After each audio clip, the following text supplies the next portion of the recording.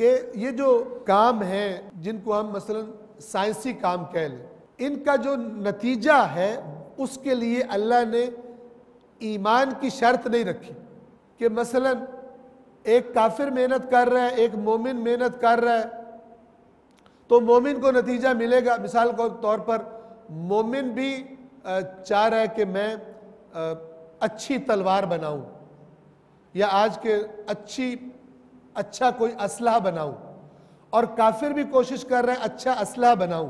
ایسا نہیں ہے کہ مومن نتیجہ لے گا کافر نتیجہ نہیں لے گا۔ جو محنت کرے گا ان کاموں میں جو اللہ نے قانون بنائے، جن قوانین پر یہ کائنات چل رہی ہے، وہ نتیجہ لے گا۔ جو محنت نہیں کرے گا نتیجہ نہیں لے گا۔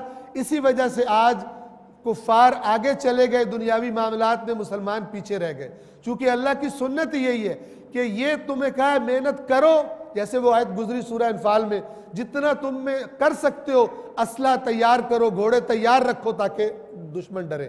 اگر تم نہیں کرو گے اور وہ کام کر لیں گے تو پھر تم ڈرو گے۔ یہ سنت پروردگار ہے، یہ تبدیل نہیں ہوتی۔ جو بھی کرے گا، مومن ہے یا مومن نہیں ہے، خدا کا دوست ہے یا خدا کا دشمن ہے، وہ نتیجہ لے گا۔ اللہ کے بنائے ہوئے یہ قوانین اس کے ساتھ بغاوت نہیں کریں گے۔ لیکن اگر مومن بھی کرے اور کافر بھی کرے تو فرق کیا ہے؟ مومن کو اللہ کہتا ہے کہ تیرے تھوڑے میں برکت ڈال دوں گا، لیکن کرنی ہے تجھے محنت۔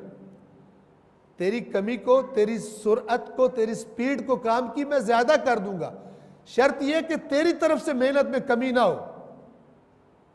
لیکن محنت کرنی تو ہے، صرف بیٹھ کے پھونکے نہیں مارنی اور صرف بیٹھ کے ورد نہیں کرنے کے یہ کام ہو جائے، عمل کرنا ہے تم۔ اس سنت پروردگار کو اچھی طرح ہمارے ذہنوں میں واضح ہونا چاہیے، تاکہ صرف دعائیں اور بد دعاؤں کی جگہ جن کاموں کے لیے دعائیں اور بد دعائیں کرتے ہیں، یہ دیکھیں کہ اس کے لیے ہمیں کیا کرنا ہے۔ جب تک وہ نہیں کریں گے یہ دعائیں قبول نہیں ہوں گی، اور وہ جو قومیں محنت کر رہی ہیں انہی کو نتائج ملیں گے۔